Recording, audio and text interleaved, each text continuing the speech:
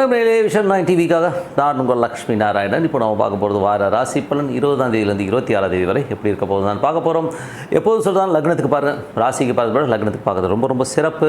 உதாரணத்துக்கு ஒரு மகர லக்னம் விருச்சிக ராசி, நான் விருச்சிக ராசிக்கான பலன்களை பார்க்குறத விட மகர ராசிக்கான பலன்களை பார்க்கும்போது ரொம்ப பர்ஃபெக்டாக இருக்கும். முதல்ல பொது பலன்கள் வரும், அதுக்கப்புறம் தசா புத்தி அந்தரங்களுக்கான பலன்கள் வரும். உங்களுடைய தசா புத்தி அந்தரங்கள் என்னவோ அதையும் மிங்கிள் பண்ணி பார்க்க ரொம்ப பர்ஃபெக்டாக இருக்கும். இந்த வீடியோட எண்டில் டிப் ஆஃப் த வீக் இருக்குது, மறக்காமல் பாருங்கள். சிம்மராசி வந்து பார்த்திங்கன்னா உங்களது ராசி அதிபதி சூரியன் வந்து பார்த்திங்கன்னா உங்களுக்கு வந்து 10ல் இருக்கார். ஸோ 10ல் இருந்தாலும் வந்து நல்ல விஷயங்கள் நல்ல ஏற்றங்கள் வருவதற்கான ரொம்ப நல்லாயிருக்கும். தொழில் ரீதியான விஷயங்களை நோக்கி உங்களை எண்ணங்கள் செல்லும், புதிய புதிய முயற்சிகள் ஏற்படணுங்கிற ஒரு விஷயங்கள்லாம் ரொம்ப சிறப்பாக இருக்குது. அதுக்கான பிரயாணங்களுக்கான ஒரு முன்னெச்சரிக்கையாக ஒரு கொஞ்சம் சின்ன பிளான்ஸ்லாம் போடுவீங்க. ஸோ 11ஆம் அதிபதியான புதன். ஸோ புதன் வந்து உங்களுக்கு 9ல் இருக்கும்போது நல்ல லாபங்கள், வெளிநாடு செல்வதற்கான வாய்ப்புகள் சில பேர் இருக்கும். வெளிநாட்டிலேருந்து வந்து உல்லாசமாக இங்கே உள்ளூர் வரணுன்ற நினைக்கிறவங்க கண்டிப்பாக நடப்பதற்கான வாய்ப்பு ரொம்ப நல்லா இருக்குது. நிறைய பிரயாணங்கள் குடும்பத்தோடு வந்து வெளியூர் செல்வதற்கான வாய்ப்புகள், நல்ல சந்தோஷமாக ஒரு உல்லாச ட்ரிப்பு போகிறதுக்கான வாய்ப்புலாம் நிறைய இருக்குது. ஸோ அதெல்லாமே ரொம்ப சிறப்பு தான். அதுக்கப்புறம் பார்க்கும்போது உங்களது 3ஆம் அதிபதி, ஸோ 3ஆம் அதிபதியான சுக்கிரன் 9ல் இருக்கும்போது பிரயாணங்கள், தந்தை சார்ந்த விஷயங்கள், ஏதாவது டாக்குமெண்டேஷன் வில்லங்கம் ஏதாச்சும் இருந்ததுன்னா அதெல்லாம் கிளியர் ஆவதற்கான வாய்ப்புலாம், தந்தையுடைய சொத்துக்கள் விற்பனை ஆவதற்கான வாய்ப்புலாம் ரொம்ப நல்லா இருக்குது. ஸோ அதெல்லாம் ரொம்ப நல்ல விஷயந்தான். அதுக்கப்புறம் 4ஆம் அதிபதியான செவ்வாய், 4ஆம் அதிபதியான செவ்வாய் வந்து 8ல் இருக்கும். ரொம்ப கவனம் தேவை, அந்த தாயார் சார்ந்த விஷயங்கள் ரொம்ப கவனம், தாயாரோட உடல்நலம் சார்ந்த விஷயம் ரொம்ப கவனமாக இருக்கின்ற ஒரு காலகட்டம் தாங்க. ஏன்னா வந்து அது வந்து அந்த மாதிரி ஒரு சங்கடங்களை கண்டிப்பாக ஏற்படுத்திடும். ஏன்னா 4ஆம் அதிபதி 8ல் இருக்கும்போது நம்ம சின்னதாக ஒரு ஏதாவது லேண்டு டாக்குமெண்டேஷன் ஏதாச்சும் பண்ணிங்கன்னா ஒன்றுக்கு 4 வாட்டி வந்து யோசித்து வாங்குறது ரொம்ப ரொம்ப அவசியம்.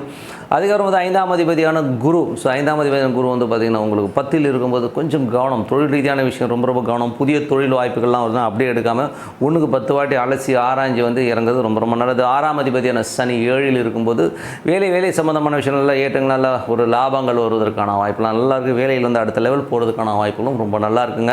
7ஆம் அதிபதியான சனி, அதாவது 7ல் உள்ள சனி வந்து பார்த்திங்கன்னா குருடைய சாரத்தில் தொழிலில் ரொம்ப கவனமாக இருக்க வேண்டிய ஒரு காலகட்டங்கள்.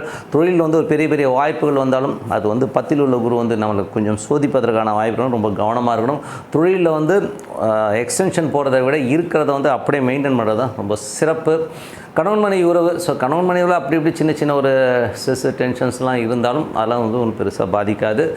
அதுக்கப்புறம் பார்க்கும்போது உங்களது 8ஆம் அதிபதி, ஸோ 8ஆம் அதிபதியான குரு வந்து உங்களுக்கு 10ல் இருக்கும்போது தொழில் ரீதியான விஷயம் பேராசையை தவிர்ப்பது ரொம்ப ரொம்ப நல்லது. ஸோ ஏதாச்சும் வந்துருந்தால் கொஞ்சம் டென்ஷன் வருவதற்கான வாய்ப்பு ரொம்ப கவனமாக இருக்கணும். அது குரு சூரியனோட சாரத்தில் போகும்போது கண்டிப்பாக அந்த ஒரு ஸ்ட்ரெஸ்ஸை கண்டிப்பாக கொடுத்துரும். அதனால் கவனம். டே டு டே லைஃப்பில் வந்து இனம் புரியாத ஒரு சின்ன டென்ஷன் வருவதற்கான வாய்ப்பு பார்த்து நடந்துக்கணும். 9ஆம் அதிபதியான செவ்வாய், 9ஆம் அதிபதி செவ்வாய் வந்து 8ல் இருக்கும்போது தந்தைக்கும் உங்களுக்கும் நிறைய ஒரு கருத்து வேறுபாடு ஏற்படுவதற்கான வாய்ப்புலாம் இருக்குது. வெளிநாட்டில் இருக்கவங்களாம் வந்து சின்னதாக ஒரு மன உளைச்சல் இருக்கும், என்னடா இங்கே வந்து மாட்டிக்கிட்டோமேங்கிற ஒரு எண்ணங்கள் நிறைய பேருக்கு வருவதற்கான வாய்ப்புலாம் இருக்கும். கொஞ்சம் பார்த்து நடந்துக்கணும். அதுக்கப்புறம் பார்க்கும்போது உங்களது 10ஆம் அதிபதி, ஸோ 10ஆம் அதிபதியான சுக்கிரன், 10ஆம் அதிபதியான சுக்கிரன் வந்து உங்களுக்கு 9ல் இருக்கும்போது தொழில் ரீதியான விஷயங்கள் சின்ன அலைச்சல் இருந்தால் அடுத்த லெவலுக்கு வந்து அது ஒரு முன்னேற்றமாக அமையும். ஸோ அதனால் இப்போ எவ்வளோ பேஸ் போகிறீங்கன்னா அடுத்த லெவல் போகிறதுக்கான வாய்ப்பு ரொம்ப சிறப்பாக இருக்குது. ஸோ இதுவரை வந்து பார்த்தது பார்த்திங்கன்னா உங்களுக்கு வந்து பொது பலன்கள் பார்த்தோம். ஸோ இப்போ வந்து தசாபுத்தி பலன்கள் எப்படி இருக்குன்னு பார்ப்போம். சிம்ம லக்னமாக இருந்து சூரிய தசாபுத்தி அந்த சூரியன் வந்து 10ல் இருக்கும்போது நல்ல ஏற்றங்கள் நல்ல லாபங்களை கொடுத்துரும். ஸோ நல்ல ஒரு வளர்ச்சி கொடுப்பதற்கான வாய்ப்புலாம் ரொம்ப நல்லா இருக்குது. பட் என்னென்னா அது 8ஆம் அதிபதியோடு இருக்கும்போது கொஞ்சம் கவனம் தேவை. தொழிலில் வந்து கொஞ்சம் கவனமாக இருக்கணும். ஏன்னா வந்து குரு அங்கே அஸ்தங்கமாகும்போது ஒரு சின்னதாக ஒரு ஸ்ட்ரெஸ்ஸை கண்டிப்பாக கொடுத்துருவார். ஸோ பார்த்து நடந்துக்குங்க. அதுக்கப்புறம் பார்க்கும்போது உங்களது சிம்ம லக்னமாக இருந்து சந்திர தசாபுத்தி அந்த புதிய வருமானங்கள், நல்ல வருமானங்கள் வருவதற்கான வாய்ப்பு, நல்ல ஒரு சின்ன ஒரு பிரயாணங்கள், சின்ன தூரங்கள் போகிறதுக்கான வாய்ப்பு, சொத்துக்கள் சார்ந்த விஷயங்கள் ரொம்ப சிறப்பாக இருப்பதற்கான வாய்ப்பு ரொம்ப நல்லா இருக்குது.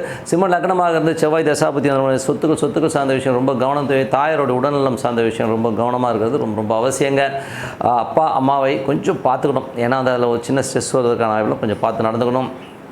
அதுக்கப்புறம் சிம்ம லக்னமாக இருந்து ராகு தசாபுத்தி அந்தரம் நடக்கும் எப்படி இருக்கும். ஸோ ராகு வந்து பார்த்திங்கன்னா உங்களுக்கு வந்து 8ல் பிரயாணம் பண்ணுங்கிறது இந்த காலகட்டத்தில் ரொம்ப கவனமாக இருக்கணும். அது வந்து பார்த்திங்கன்னா பெரும் லாபத்தை நோக்கி நீங்கள் போய் அதில் ஏதாவது வம்பு தும்பில் மாற்றத்துக்கான வாய்ப்புலாம் ரொம்ப ரொம்ப கவனமாக இருக்கின்ற ஒரு காலகட்டங்கள் கொஞ்சம் பார்த்து நடந்துங்க. சிம்ம லக்னமாக இருந்து குரு தசாபுத்தி அந்தரம் நடக்கிறவங்களுக்கு வந்து குரு வந்து உங்களுக்கு 10ல் இருக்கும் தொழில் ரீதியான விஷயங்களும் ரொம்ப கவனமாக இருக்கும். தொழிலில் வந்து ஒரு பெரிய பேராசை வந்து அப்படி பண்ணுறேன் இப்படி பண்ணுறேன்னு சொல்லி மாட்டிக்கக்கூடாது. பெரும் கடன் சில பேருக்கு அமைவதற்கான வாய்ப்புலாம் ரொம்ப ரொம்ப கவனமாக இருக்கும். ஏன்னா ஒரு 8ஆம் அதிபதியாக வந்து 10ல் இருக்கும்போது மாமியார் வீட்டை போய் ஏதோ விருந்து கூப்பிட்டாங்கன்னா டக்குன்னு வந்துங்க. அங்கேயும் வந்து சின்ன அவமானங்கள் ஏற்படுவதற்கான வாய்ப்புகள் ரொம்ப கவனமாக இருக்கணும்.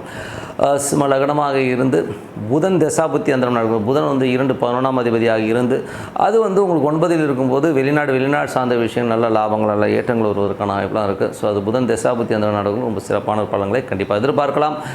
சிம்ம லக்னமாக இருந்து கேது தசாபுத்தி அந்தரம் கேது வந்து பார்த்திங்கன்னா உங்களுக்கு 12ஆம் அதிபதி 2ல் இருக்கும்போது கொஞ்சம் குடும்பத்துக்காக நிறைய செலவினங்கள் சின்ன கடன்கள் வாங்குவதற்கான வாய்ப்புகள் நிறைய இருக்குது. கொஞ்சம் பார்த்து பண்ணணும்.